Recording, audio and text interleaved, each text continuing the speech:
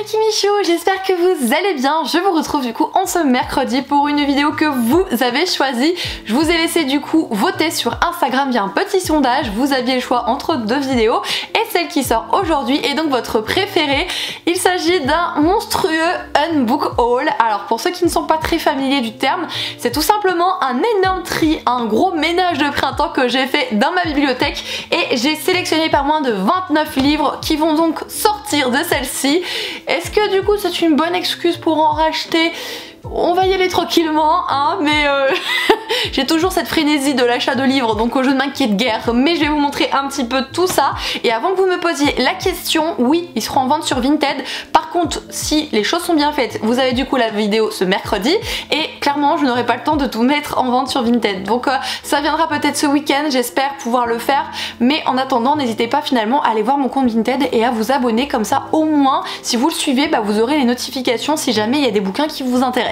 Tout d'abord, j'ai décidé d'enlever de ma pile à lire ce roman-ci. Il s'agit de Tous nos jours parfaits de Jennifer Niven, à retrouver aux éditions Gallimard Jeunesse. On est typiquement sur une romance young adulte entre deux adolescents qui en fait se rencontrent sur le bord d'un toit, et notamment le protagoniste masculin a envie d'en finir avec la vie et finalement ils vont tisser des liens d'amour petit à petit l'un envers l'autre. Elle va devoir apprendre à refaire confiance justement à cet fameux amour et lui, eh bien, va devoir avoir envie d'essayer de vivre quoi, tout simplement.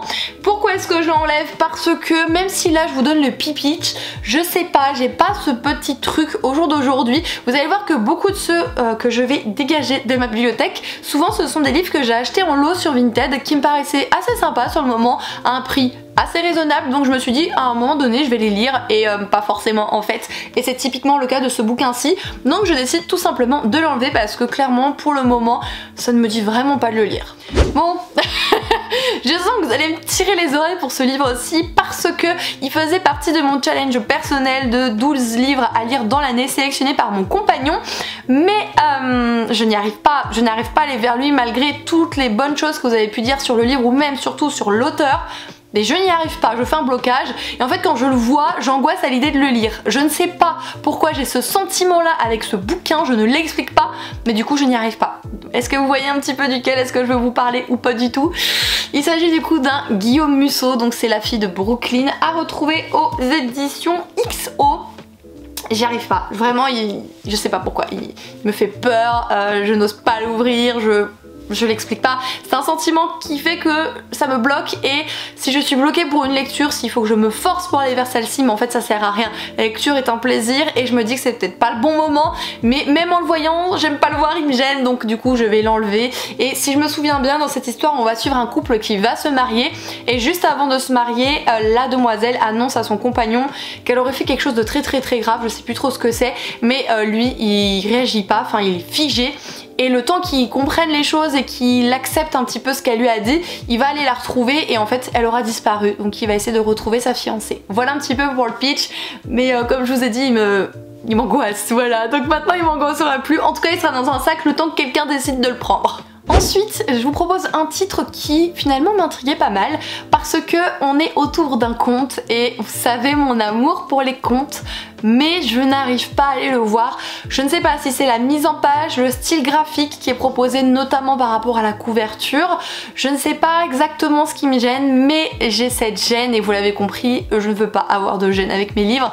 Donc il s'agit de ce roman-ci, à savoir la terrifiante histoire et le sanglant destin de Hansel et Gretel, écrit par Adam ou Adam, je ne sais pas, Gidwitz, à retrouver aux éditions Hachette. Voilà tout. J'ai fait des Hachette et des chiens, mais c'est pas grave, vous avez compris quand même ce que je voulais dire, j'ose espérer, mais je vous ai dit, voilà, il me pas plus que ça. On serait apparemment sur l'histoire de Hansel et Gretel, la vraie fausse histoire, dans le sens où c'est toute la partie où les parents finalement omettent de nous la raconter, hein, non pas par omission finalement, mais par choix. Donc c'est un oubli de leur part de ne pas nous le dire parce que ça pourrait être trop terrifiant pour de jeunes enfants. Donc voilà un petit peu ce qui est proposé au cœur de ce roman-ci, mais non, il ne restera plus avec moi, c'est fini. Foutez-vous de moi, allez-y, j'ai un petit doute pour ce roman-ci, donc je vais réfléchir, hein, mais je vais pas vers lui, et pourtant quand je lis le synopsis, il y a un petit truc, parce que Non, je sais pas pourquoi. Il s'agit de ce petit jeunesse-ci, à savoir La Maison des Secrets, les lunettes magiques de Jacqueline West, qui est publié aux éditions Seuil. On est, comme je vous ai dit, dans une histoire d'un petit jeunesse. On va suivre une demoiselle âgée de 11 ans qui va arriver dans une nouvelle ville, une nouvelle maison. Et en fait, il va avoir des trucs un petit peu bizarres, des chats qui se comportent de manière étrange, etc. Et elle va trouver des lunettes et quand elle va les mettre, elle va se rendre compte qu'elle va pouvoir passer à travers les tableaux de cette fameuse maison. Voilà un petit peu le pitch et c'est vrai que c'est assez intriguant quand même. Après, est-ce que c'est bien ou pas, je ne sais pas, est-ce que ce sera suffisamment intriguant, je sais pas non plus, mais c'est vrai que là je suis prise d'un petit doute, un petit doute, donc on verra si vous le retrouvez sur Vinted ou pas. Bon, j'ai voulu tenter mais vraiment j'arrive pas à aller vers ces livres et oui, j'ai envie de changer un petit peu des fois de style littéraire parce que j'ai envie de découvrir, mais ma curiosité n'est pas assez grande concernant pour le moment ce genre de livre et du coup, plutôt qu'ils traînent là, qu'ils prennent la poussière, je me dis qu'ils pourront peut-être trouver un lecteur parmi vous ou parmi d'autres personnes, voilà. J'ai donc décidé de me séparer de ces deux sites, donc il y a Brisé en nous, La Mère Gelée de Eric Orsena et il y a également La Vie mensongère des adultes de Elena Ferrante, les deux publiés aux éditions Gallimard Jeunesse dans la collection NRF et c'est ce genre de livre un petit peu contemporain, lecture blanche je crois qu'on dit, mais je veux pas dire de bêtises, je suis désolée si je me trompe, mais je ne sais pas, c'est quelque chose qui me... Ah, ça peut m'intriguer comme lecture, mais quand je les vois là, non, les résumés je complètement occulté et je n'arrive pas à les retenir parce que j'ai pas cette fibre vis-à-vis du roman et quand je ne l'ai pas, vraiment ça passe pas. Je suis quelqu'un qui est extrêmement sélectif par rapport à sa mémoire, que je le veuille ou non, et en fait dès que c'est quelque chose qui ne me plaît pas ou qui ne m'intéresse pas, ça fuite complètement et c'est clairement le cas pour ces bouquins-ci. Pour quasiment tous les autres, là j'ai même pas eu besoin de lire le résumé pour vous en parler, alors que eux je vous les ai présentés il y a pas si longtemps que ça en fait, et le fait est que je m'en souviens même pas et je me dis que ça c'est assez significatif finalement de l'intérêt qu'ils ont pour mon petit cœur de lectrice et il est tellement bas qu'ils ne vont pas rester là. Je sais, je suis une fille bizarre, je rigole toute seule, mais rien que de le voir ça me... C'est le rire de la fille lésée, est-ce que vous connaissez? Non mais... Avec moi il n'y a pas que le dictionnaire, il y a aussi les mimiques, faut le savoir. Et bien j'ai envie de me séparer très clairement de 7 mensonges de Elizabeth Kay à retrouver aux éditions Robert Laffont dans la collection La Bête Noire. Je me souviens parfaitement du pitch, mais ça a été ma plus grosse déception de l'année 2020, mais vraiment, celui-ci, ah oui, j'ai fait un total méga gros flop de la mort qui tue, et non, je peux plus le voir, en fait, il est déjà dans ma pile de livres dont je veux me séparer depuis un bail, c'est juste que j'ai pas encore fait les choses, et je voulais vous le dire que finalement, il m'a tellement déplu que, bah non, je peux pas le laisser ici, il n'a plus sa place dans la bibliothèque, et pour vous rappeler un tout petit peu l'histoire, on est dans un thriller. Et dans celui-ci, on va donc suivre deux meilleures amies qui finalement sont très proches, très liées. Sauf que l'une d'elles, bon, va avoir un mec, l'autre également, etc. Et on va suivre finalement l'impact que peut avoir des mensonges sur la vie de quelqu'un. Des petits mensonges, on va y aller crescendo en réalité, et jusqu'à ce qu'un de ces mensonges finalement mène à la mort de l'une des deux meilleures amies, notamment de son mari, de cette meilleure amie-ci. Et finalement vous allez voir comment une certaine amitié peut tout tourner de manière complètement absurde, obsolète, c'est très psychologique. Et moi ça m'a pas plu, c'est beaucoup trop lent. Les mensonges, je veux bien qu'on nous montre qu'il y ait des petits mensonges finalement qui peuvent en découdre sur des gros, mais il y a des trucs c'est totalement tiré par les cheveux, c'est absolument irréaliste. Et en plus de ça, le petit mensonge c'est genre ah t'es jolie comme ça, et finalement non j'ai pas aimé comment elle est habillée. Enfin au bout d'un moment il faut que les choses soient un petit peu crédibles et c'était pas le cas avec ce roman, donc je vais éviter de continuer de m'enjailler sur celui-ci parce que vraiment je pourrais être très méchante parce que, enfin c'est pas être méchante mais il y a tellement de choses qui ne m'ont pas plu dans celui-ci que je pourrais vraiment passer un long moment à vous en reparler. Je vous remettrai tout simplement la vidéo ici de mes déceptions de livres 2020, ce sera beaucoup plus simple. Alors celui-ci moi ça l'a pas fait, donc je sais vous allez me dire Kimi t'es pas très vendeuse, t'es censée mettre tes livres sur Vinted, oui mais je reste aussi honnête et je reste moi-même, donc vous êtes prévenus. Pour celui-ci, il n'ira pas sur Vinted, mais il sera donc à gagner pour vous dans cette vidéo parce que je pense qu'il peut trouver son public auprès de vous. J'ai donc décidé de me séparer de ce roman-ci. Il s'agit du coup des Chroniques de l'érable et du cerisier, le premier tome écrit par Camille Monceau et à retrouver aux éditions Gallimard Jeunesse. C'est un livre qui est très joli avec une tranche qui est tout aussi magnifique. On va traiter d'un sujet notamment, alors je sais plus où est-ce que c'est exactement? C'est le Japon, voilà. Je savais que c'était sur le continent asiatique, mais je n'étais plus sûre du pays en question. Et on va parler un petit peu de tout ce qui est samouraï au Japon, à notamment l'époque qui est celle du 18e siècle. Oui, 17e. Il y a un bâton en moins, hein, voilà. 17e siècle, et c'était intéressant quand même.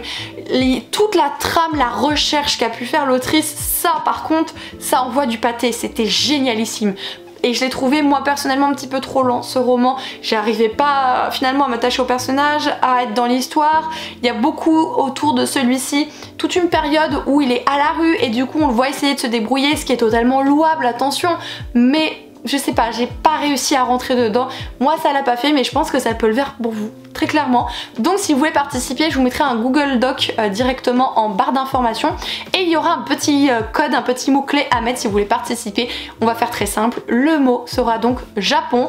Personne ne spoil le mot à personne s'il vous plaît, sinon obligé d'enlever votre commentaire. Mais le fait est que j'avais envie de vous faire gagner quand même un bouquin et que je pense que celui-ci peut clairement vous sied. Un autre roman que j'ai acheté parce que j'avais envie de découvrir un petit peu plus la maison d'édition et que j'entends de très bons échos, mais je pense que le roman clairement me hype pas plus que ça. Il s'agit de celui-ci intitulé La lanceuse de couteaux de Eve Borelli, à retrouver aux éditions Charleston. Je crois que c'est une fille qui rêve d'aller dans un cirque, ça se passe pas très bien, enfin je sais même plus trop exactement l'histoire, mais le fait est que c'est autour du cirque, voilà, pour faire très simple. Et comme je vous ai dit, j'ai pas cette fibre, j'ai pas envie de le lire finalement, même si j'aurais aimé m'intéresser un petit peu aussi à ce genre de livre, mais finalement ça le fait pas. Je pense qu'on est plutôt sur un contemporain sur celui-ci, donc est-ce que c'est votre style de lecture ou non? Moi au jour d'aujourd'hui non, j'en ai pas envie, donc il s'en va avec ses copains. Je vous propose d'enchaîner avec un autre jeunesse, c'est celui-ci, il s'intitule L'hôtel de la dernière chance de Nikki Thornton, je ne sais pas, publié aux éditions Michel Lafon. On est sur un petit jeunesse où il y a un hôtel un petit peu particulier qui va aussi abriter des gens qui le sont tout autant. Il y a une histoire de cuisinier qui aurait tué un sorcier, etc., etc., empoisonné en tout cas celui-ci. Et c'est un petit jeunesse qui m'intriguait pas mal pour la période un petit peu halloweenesque, tout ce côté magie, sorcellerie, etc., Wicca. Je trouvais ça super intéressant et ça s'y prêtait bien, en tout cas au mois d'octobre. Et le fait est que je l'ai pas lu et voilà. Est-ce que c'est un critère déterminant? Je ne sais pas. C'est très dur des fois d'expliquer pourquoi un livre nous attire pas. Je peux juste vous dire que encore une fois, j'ai pas envie de le lire, donc pourquoi est-ce que je m'obligerais à lui réserver une place si finalement je vais pas pouvoir lui donner l'intérêt qu'il mérite? Allez, on enchaîne du coup avec ce roman-ci. Il s'agit du coup de Daryl Ouvremonde de Oliver Pérou, à retrouver aux éditions Michel Lafon. C'est un livre qui est en couleur, il a des illustrations. Après, ça plaît ou ça plaît pas, enfin c'est un genre, hein. Très sincèrement, voilà un petit peu par exemple. Je vais être honnête avec vous, c'est pas le genre de dessin qui me plaît plus que ça. Notamment par exemple, là il y a celui-ci. Moi je suis moyen fan, mais voilà, c'est une question de goût encore une fois, et nous avons tous et toutes des goûts différents. On serait un petit peu sur un récit peut-être fantastique. Je sais qu'il y a des protagonistes qui sont dits journalistes, qui vont vouloir notamment étudier certaines choses. Je crois que notre héros a la possibilité de décrypter des drôles de symboles et il veut à tout prix travailler pour le journal un jour, à un moment donné, The Best quotidien en fait, et il va essayer, accompagné de son fief, de trouver finalement un super sujet et ils vont pencher dessus et on va les suivre là-dedans. C'est peut-être un résumé un petit peu à l'ambigu, mais encore une fois, voilà, quand je le vois dans la bibliothèque, je me suis jamais dit une fois j'ai envie de le lire quand il était dans ma bibliothèque. En fait, j'ai ce truc de quand je lis un livre, je fais ah le résumé il a l'air sympa, donc je le prends. Et finalement, je me dis peut-être qu'il faut que je rehausse mes critères d'intéressement au livre parce que sympa, visiblement, c'est pas suffisant. Allez, je vais faire ces deux petits jeunesses en même temps parce que je vous en ai parlé il y a pas très longtemps sur la chaîne, je les ai lus, tout ça, tout ça. Il s'agit du coup des Willoughby de Lois Lowry et La traversée du temps de Yasutaka Tsutsui, les deux à retrouver à la maison d'édition École des loisirs. Pour moi, les deux ont été une déception pour différentes choses. Un pitch super intéressant où on a affaire à une demoiselle finalement qui va faire un bond dans le passé, qui ne comprend pas trop ce qui se passe, etc., etc., puisqu'elle peut deviner des catastrophes, des choses comme ça. Le pitch, vraiment, il avait l'air super sympa, mais ça va tellement vite, il est beaucoup trop petit pour pouvoir vraiment étoffer l'histoire de manière convenable. Oui, je sais qu'il y a une adaptation au grand écran, donc de manière, comment on dit, sous forme d'animé, mais le fait est que bon, pour celui-ci malheureusement ça ne l'a pas fait, tout comme pour lui où j'ai été encore plus déçue, ça part dans tous les sens, on se veut un petit peu comme un roman d'enfant à l'époque où il y avait un majordome bizarre, où il y avait des enfants orphelins, des parents qui détestaient les enfants, on va un petit peu partout, il n'y a rien de logique, il n'y a rien de plausible pour moi, les enfants souhaitent devenir orphelins, ils ne souhaitent que leurs parents meurent, les parents souhaitent que les enfants se perdent, enfin je suis complètement passée à côté, j'ai pas plus adoré que ça non plus la plume de l'auteur dans ce roman-ci. Je sais qu'il a écrit aussi Le Passeur qui a l'air vraiment super bien et dont j'ai lu beaucoup de retours positifs, donc je m'arrêterai pas à ce roman-ci, pas d'inquiétude, mais ça m'embête de lui garder une place, donc il saute aussi. C'est une sortie assez récente celui-ci, mais non. Il s'agit du coup de City Spies de James Ponti, à retrouver aux éditions Casterman. On est sur 5 espions, je crois qu'il y a un truc autour de Paris aussi, 5 jeunes espions, je sais pas plus que ça. Finalement le côté espionnage c'est pas quelque chose qui me titille plus que ça, j'ai pas la fibre avec ce roman-ci, il ne m'appelle pas, il me murmure pas des petits mots à mes oreilles et du coup je me dis que ça sert à rien de le garder, mais il peut clairement vous plaire, pourquoi pas. Apparemment c'est pour tous les fans de Cherub, Cherub, je crois qu'on dit comme ça, Cherub, pas tapé mais je ne sais pas ce que c'est, voilà. C'est pas bien grave, peut-être que vous le savez, et c'est donc l'essentiel pour ce roman-ci. Un livre qui aurait pu clairement le faire, mais en fait tous les retours m'ont tellement freiné que j'ai beaucoup de mal, et tellement de mal que je veux plus le lire en fait. C'est le premier tome des âmes perdues de Jeff Gill, à retrouver aux éditions Bayard. Ça avait ce côté vraiment fantastique qui me plaisait énormément, où on suit une protagoniste féminine qui vient de perdre son papa dans un accident, ses voisins ont été enlevés. Un soir elle se retrouve toute seule avec son petit frère et là il y a un criminel qui vient finalement peut-être pour les tuer, et en fait on va suivre un protagoniste masculin qui lui a pour rôle de ramener toutes les âmes mauvaises des humains dans ce qu'ils appellent les terres basses. C'est ça, les terres du bas, exactement. Sauf qu'en fait, au moment où il va faire sa basse besogne, il va croiser le regard de notre protagoniste féminine et apparemment ça va déclencher un truc. Voilà. Tous les retours que j'ai lus sur ce bouquin, vraiment apparemment, ça ne le fait pas en fait, ça ne plaît pas. Et du coup, ça m'a beaucoup freiné effectivement. Je pense que les avis qu'on peut entendre des gens, comme vous écoutez les miens, sont à double tranchant parce que si on entend souvent le même avis, on reste figé sur celui-ci et après on est bloqué pour aller vers un livre. C'est clairement ce qui m'est arrivé pour celui-ci, c'est peut-être dommage, peut-être que vous allez me dire que vous l'avez adoré, mais malheureusement au jour d'aujourd'hui j'ai plus envie de le lire. On enchaîne avec un livre qui dégage la fraîcheur, qui dégage un petit peu de soleil, de jour illuminé, et pourtant hein, il va pas rester ici. Il s'agit du coup de Harper in Summer de Hannah Bennett, à retrouver aux éditions Rajo. On est typiquement dans une romance young adulte avec une demoiselle finalement qui a dû revoir ses plans pour les vacances. Elle va se retrouver avec sa famille dans un petit chalet avec son meilleur ami qui aurait un comportement d'ailleurs qui n'arrête pas de changer, et de l'autre côté du lac il y aurait un autre garçon, et je pense qu'il va y avoir quelque chose entre ce garçon et son meilleur ami. Je suis quasiment sûre qu'on est sur un triangle amoureux, je préfère vous prévenir au vu du synopsis, et je sais que c'est quelque chose qui peut pas mal déranger. Moi j'étais contente sur le moment de me trouver une petite romance young adulte, mais finalement bah je la lirai pas. On enchaîne, puisqu'il en reste encore pas mal, avec ce bouquin-ci. Il s'agit du coup du premier tome de la saga de Larmes, écrit par Lauren Kate, à retrouver aux éditions Bayard Jeunesse. Si je vous dis pas de bêtises, on va donc suivre Eureka, une jeune demoiselle qui a perdu sa maman à l'âge de 9 ans, et sa mère lui a dit depuis ne pleure plus, ma fille ne pleure plus, donc elle ne pleure pour rien pour l'enterrement, elle ne pleure plus pour rien, jusqu'au jour où elle va rencontrer un drôle de garçon qui va finalement lui faire comprendre qu'elle n'est pas n'importe qui, et il a l'air de tout savoir de sa vie, et du coup elle comprend pas, est-ce qu'elle peut lui faire confiance, qu'il est, etc.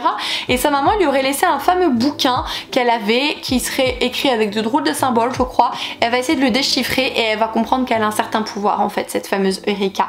Voilà un petit peu ce qui est dépeint pour ce premier tome-ci. Finalement ça a l'air quand même alléchant, je ne dis pas le contraire, mais quand je vois les autres bouquins que j'ai, mais finalement j'ai pas plus envie que ça de l'ouvrir, malgré le fait que le synopsis est clairement ce que j'apprécie comme genre de livre. Je ne l'explique pas finalement, je pense qu'on est plus sur du ressenti par rapport à ce livre, et mon ressenti me dit non, je veux pas le lire non plus. Je vous propose de continuer notamment avec ce roman-ci. Il s'agit du coup de Balto, le dernier des valets de cœur, écrit par Jean-Michel Paillet, et c'est à retrouver à l'école des loisirs. Je n'accroche pas au synopsis, mais pas du tout. On est sur je crois, quelque chose autour de la Première Guerre mondiale. On va parler d'un condamné à mort qui aurait disparu avant son exécution. On va parler d'une personne qui serait un journaliste qui cache un secret. Enfin, il y a plein de trucs. On est dans les années 1920 exactement et ça se déroule à Paris. Mais vous savez que finalement, les récits et les romans autour de la guerre, moi, ça ne m'intéresse pas en termes de littérature. C'est pas quelque chose vers lequel je vais me sentir stimulée et intéressée et vers lequel j'aurai finalement envie d'ouvrir le livre et de lire les lignes qu'il contient. Donc je me dis, ça sert à rien, je me force. Je sais qu'il y a pas mal de personnes qui aiment ce genre de livre, donc finalement, je me dis qu'il trouvera sa place ailleurs, dans une bibliothèque au chaud, mais pas dans la mienne. Bon bah oui, j'enlève un deuxième livre de mon challenge des 12 mois, 12 livres. Je sais que quand je vous l'avais présenté, rien qu'au moment où je l'ai pris, je me suis dit j'ai pas envie de le lire et finalement c'est encore le cas là au bout de quelques mois, donc je me dis que finalement j'ai vraiment pas envie de le lire. Il s'agit du coup de Dividing Eden de Joël Charbonneau, à retrouver aux éditions Milan. Je crois qu'on est sur une histoire où finalement le jardin d'Éden a besoin d'un successeur, d'un dirigeant, et on va être du coup sur le conflit entre un frère et une sœur qui vont du coup finalement, même s'ils s'aiment, se lier bataille pour prendre possession de ce fameux jardin. Voilà un petit peu le pitch. Je sais pas qu'est-ce qui m'intéressait à l'époque, peut-être le côté assez ange, parce que la chose à laquelle on pense finalement quand on dit jardin d'Éden, Ève, Adam, ange, etc. etc. Et je me suis dit pourquoi pas, mais là non, j'ai pas envie, même si j'aime le côté ange, là l'intrigue ne me dit pas plus que ça. Quand je vous donne ce genre de résumé, moi j'ai pas envie de l'ouvrir, donc je l'enlève de ma palle. Là pour le coup on est typiquement sur le genre de roman qui m'a intriguée, mais qui au jour d'aujourd'hui m'est absolument pas indispensable, donc je me suis dit bah je vais laisser s'en aller tout simplement. Il s'agit du coup des jumeaux Fall de Eowyn Colfer, à retrouver aux éditions Gallimard Jeunesse. On est donc sur les frères notamment de Artemis Fall. Alors moi je n'ai pas du tout lu Artemis Fall, peut-être que vous connaissez, et on va donc suivre ses frères pendant que celui-ci est en mission je sais pas où, et eux vont vouloir aider quelqu'un par rapport à un truc secret, à une créature, quelque chose comme ça. Mais j'ai pas envie de le lire, donc vous savez, je ne me force pas et c'est pour ça que il est dans cette vidéo au jour d'aujourd'hui. Je vais prendre les trois là en même temps puisque c'est la même maison d'édition, c'est le même genre, donc ce sera plus simple pour moi. Vous reconnaissez le dos de ces bouquins, on est donc aux éditions Hugo. Donc tout d'abord, il y a PS I Like You de Casey West à retrouver aux éditions Hugo, mais dans la collection New Way. Je sais plus pourquoi il m'avait intriguée, parce que y a une histoire de musique je crois un petit peu dedans, mais finalement quand je vois les romances qui m'attendent dans ma bibliothèque, celle-ci j'ai pas envie de la lire, donc voilà, je passe mon chemin pour celle-ci, ce n'est pas bien grave. Tout comme celui-ci, il s'agit du coup de Before After de Anna Todd, donc là on est dans la collection New Romance, donc c'est ce qui s'est passé avant la saga After, et je pensais lire After, mais là j'ai pas envie de lire After finalement. Voilà, je me dis qu'il y a plein d'autres romances qui me bottent plus, et que comme After est adapté à l'écran, même si j'ai conscience de toute façon que les adaptations sont différentes que ce qui est écrit de base, comme à chaque fois, on est bien d'accord, au-delà de ça, ça me suffit finalement de le voir, et c'est pas non plus des films dithyrambiques, donc je vais m'arrêter là par rapport à cette saga-ci. Et j'ai également sélectionné le pacte de Karina Hale, encore une fois une New Romance. Je crois qu'on est sur un pacte d'amis qui se retrouvent dans un bar, je sais plus ouais c'est ça, c'est si un jour finalement ils ne trouvent personne à 30 ans, ils sont encore célibataires et machin, bah finalement ils décideront de se marier entre potes, et on est un petit peu dans ce genre d'histoire-ci. Non, c'est pas le genre de romance qui m'attire plus que ça au jour d'aujourd'hui. Je suis en train de lire d'ailleurs Disgrace de Brittany C. Cherry, et ça le fait clairement mieux que ça, même si je l'ai pas lu. J'ai ce truc d'avoir envie de lire Disgrace, et celui-ci je ne l'ai pas, donc encore une fois, pourquoi se forcer la main alors que ce sont des moments qui sont simplement du plaisir. J'avais dans ma palle les deux premiers tomes, notamment des Royaumes de Feu de Tweety Sutherland, à retrouver aux éditions Gallimard Jeunesse, et finalement, même si c'est une saga qui a déjà une dizaine de tomes au jour d'aujourd'hui et que j'en ai entendu beaucoup de bien, je vous l'avoue, j'ai pas envie d'aller la lire. Alors soit on parle de dragons etc, mais j'ai pas envie, j'ai pas cette fibre, j'ai pas ce truc. Je pense que je suis passée clairement à côté de la vibes concernant cette saga-ci, même si au jour d'aujourd'hui il y a encore des tomes qui sortent. Moi finalement je me rends compte que j'ai pas plus envie que ça, et vous le savez, encore une fois je veux pas me pousser à lire des choses qui ne m'intéressent pas plus que ça. Je me dis qu'il y a tellement d'autres histoires de dragons qui pourraient être peut-être plus percutantes pour moi en termes de synopsis, donc on va arrêter d'être borné et on va les enlever. On On continue avec un contemporain qui, encore une fois, ça ne laisse pas envie. Il s'agit du coup de Tenir debout dans la nuit de Éric Pessan, à retrouver aux éditions de l'École des loisirs. Ce n'est pas un roman très grand, très clairement, il fait à peu près 150 pages. Il est écrit de manière très aérée en termes surtout de mise en page, mais ce contemporain-ci, non, quand j'ai lu le synopsis, j'ai fait, je sais que ça va pas me plaire. Et effectivement, ça ne me plaît pas, donc c'est pas bien grave, je vais l'enlever. Je l'avais reçu par, alors c'est pas par la maison d'édition directement, en fait on m'avait proposé de recevoir quelque chose de leur part et ça m'intéressait pas finalement. Vous allez me dire, mais en fait Kimi, pourquoi tu revends des trucs que t'as reçus comme ça? Bah en fait je n'en ai pas l'utilité. Alors il y a des boîtes à livres près de chez moi, très clairement je vois ce qu'il y a dedans, je vois les gens qui vont dedans.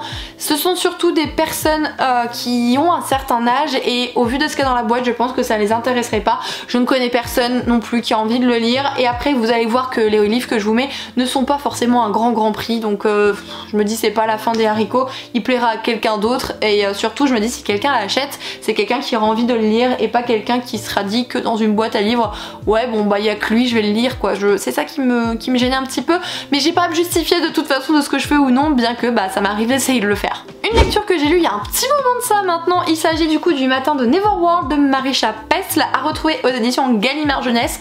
On est un petit peu dans un thriller young adulte avec une boucle temporelle en fait. C'est des jeunes qui ont été dévastés, une bande de copains, par une tragédie. Notre protagoniste a perdu son petit copain, en fait il est mort et depuis ils se sont séparés, mais il est mort dans des circonstances un peu spéciales et quand ils se retrouvent tous, en fait ils vont être piégés dans une boucle temporelle et finalement ils vont y être jusqu'à ce qu'ils découvrent ce qui est arrivé à son petit ami. Voilà, tout simplement. Donc c'était sympa, vraiment il était sympa. Il cassait pas trois pattes à un canard, mais ça allait, mais pas plus que ça. Et du coup, quand je vois les livres que j'ai décidé de garder par rapport à mes lectures et que j'ai adoré, je me dis que celui-ci en comparaison, il n'a pas sa place finalement. C'était vraiment sympa, mais voilà, j'ai le dénouement en tête là parce que c'est le dénouement et c'est facile de le retenir, mais ouais, je me dis qu'il plaira à quelqu'un d'autre. Je vais enlever un thriller de ma palle, c'est l'avant-dernier bouquin. Il s'agit du coup de celui-ci, c'est Le Brasier de Vincent Aoui, à retrouver aux éditions Hugo dans la collection Thriller.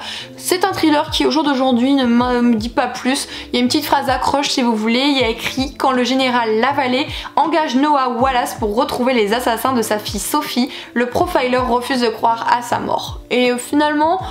non, j'ai pas plus envie que ça et j'ai envie de me concentrer sur les bons conseils que vous m'avez donnés, d'essayer peut-être du thriller young adult pour que ça me plaise davantage par rapport aux thrillers que j'ai essayé de lire dernièrement, qui ont été des lectures somme toute pas faux folles pour moi malheureusement. Donc je vais lire notamment Kiman, je voudrais bien lire aussi Broken Things que vous m'avez... Broken Things, voilà, Things, T-H-I-N-G-S, Things, c'est horrible en français, c'est Broken Things et lui me tente pas plus. Je me concentrerai comme je vous ai dit sur vos bons conseils et on verra peut-être que finalement le thriller c'est vraiment pas pour moi, je ne sais pas. Et le dernier livre du coup de ce book and haul, il s'agit de La rumeur qui me suit de Laura Battès, à retrouver aux éditions Casterman. C'est un sujet très intéressant par contre qui est étudié dans ce livre aussi, qui est présenté, c'est le harcèlement scolaire et du coup on va suivre une demoiselle qui a été obligée de partir de son école, de déménager parce que il y a des choses qui tournent autour d'elle et c'est plus possible pour elle de vivre comme ça.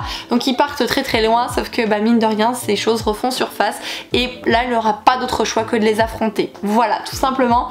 C'est un sujet qui peut vraiment être intéressant à aborder pour une jeune personne en tout cas. Le harcèlement scolaire, ça peut peut-être aider, qui sait, de voir que certaines personnes arrivent à essayer de faire face ou voir aussi que finalement il y a des moments où ils plongent, ils tombent, c'est vraiment pas évident. Toute cette histoire est vraiment casse-tronche et on peut facilement se reconnaître puisqu'il y a tellement de gens qui sont victimes de harcèlement scolaire, c'est un truc qui me débecte, mais le fait est que la réalité ça arrive et peut-être que celui-ci pourra aider certaines personnes. Moi je l'ai trouvé assez sympa, mais somme toute pas foufou pour moi, mais c'est parce que le sujet, autant il est intéressant, autant finalement moi en tant que lectrice, voilà, ça l'a fait, mais c'était pas un grand waouh. Vous voyez ce que je veux dire? C'est pour ça que, encore une fois, bah, c'est le dernier que j'enlève de tous ces livres. Et bien voilà les Kimichou, cette vidéo est à présent terminée. Je vous ai présenté pas moins de 29 livres qui vont donc sortir de ma bibliothèque. Certains sont lus, d'autres pas, mais j'ose espérer qu'ils trouveront peut-être grâce à vos yeux. Mon but n'est pas du tout de me faire plein de sous-sous, etc. C'est parce que j'ai reçu un livre que oh tu dois pas le vendre. Alors pour faire les choses très simplement, c'est mon point de vue et je peux comprendre que ce ne soit pas le cas de tout le monde. Quand on vous envoie un service de presse, c'est un objet pour lequel vous êtes censé travailler pour la maison d'édition s'il y a un engagement de la part du chroniqueur. Le fait est qu'en fait c'est un support de travail, vous voyez ce que je veux dire? Et ce support de travail, une fois qu'on a travaillé dessus, on est libre d'en faire ce qu'on veut et on n'est pas toujours rémunéré pour avoir travaillé sur ce bouquin, puisque pour énormément de maisons d'édition, ils estiment tout simplement que le fait d'envoyer un livre, c'est comme une forme de rémunération, alors que non, c'est un support de travail, il ne faut pas l'oublier. Et si nous derrière en tant que chroniqueur, on a envie de se séparer de ce support de travail parce que on nous envoie un livre qui nous plaît pas, parce que le livre en lui-même, cette lecture ne l'a pas fait, je ne vois pas pourquoi on devrait garder des livres alors qu'on n'a pas envie, qu'ils n'ont pas la place dans notre bibliothèque, et sous prétexte qu'ils nous ont été envoyés gracieusement, on devrait faire quoi? Les mettre, les donner, etc. C'est tout à fait possible, mais j'ai rien de spécial à la donner près de chez moi, j'ai pas d'Emmaüs, j'ai rien de tout ça, et je me dis bon bah voilà, peut-être qu'ils trouveront grâce à vos yeux. Et le fait est que comme je vous ai dit, je vais pas les mettre à des prix exorbitants, le but c'est que ça parte et que du coup ça vide ma pièce, et tout simplement voilà. Donc s'il y a des personnes qui ont des soucis avec ce genre d'opinion, n'hésitez pas à échanger avec moi dans le respect. Voilà, je pense que je suis quelqu'un qui est assez respectueuse quand je vous parle de manière générale ou quand je vous réponds, et je continuerai de le faire si vous le faites aussi. Je m'adresse vraiment à très peu de personnes quand je dis ça, parce que j'ai très peu de commentaires de ce genre, mais c'est des choses qui arrivent, donc mieux vaut prévenir que guérir. Enfin voilà les Kimichou, j'espère que vous aurez quand même passé un bon moment, même si ce sont des livres dont je me sépare. En tout cas, n'hésitez pas, si vous le souhaitez, à mettre un petit pouce en l'air si ce concept vous plaît. Ça peut toujours être agréable d'en recevoir, sachez-le. Que si vous voulez mettre un petit commentaire aussi, je serais ravie de vous répondre, un petit partage, peu importe. Mais je tenais à vous dire que cette vidéo aussi, j'ai eu l'idée de la faire parce que j'ai regardé la même sur la chaîne des pépites de Gladys. Alors je vous mettrai son lien de sa chaîne YouTube en barre d'informations. C'est une chaîne YouTube que j'ai découvert récemment, mais j'ai mangé toutes ces vidéos. Voilà, c'est une fée pétillante, douce, pleine de charme, et elle a ce petit truc quand elle parle qui fait que vous êtes facilement captivé, et je ne peux que vous conseiller du coup d'aller voir sa chaîne. Et bien voilà, je vous laisse ici les Kimichou, ça fait déjà bien trop longtemps que je blablate. Prenez soin de vous, je vous fais tout plein de gros bisous. Ciao tout le monde!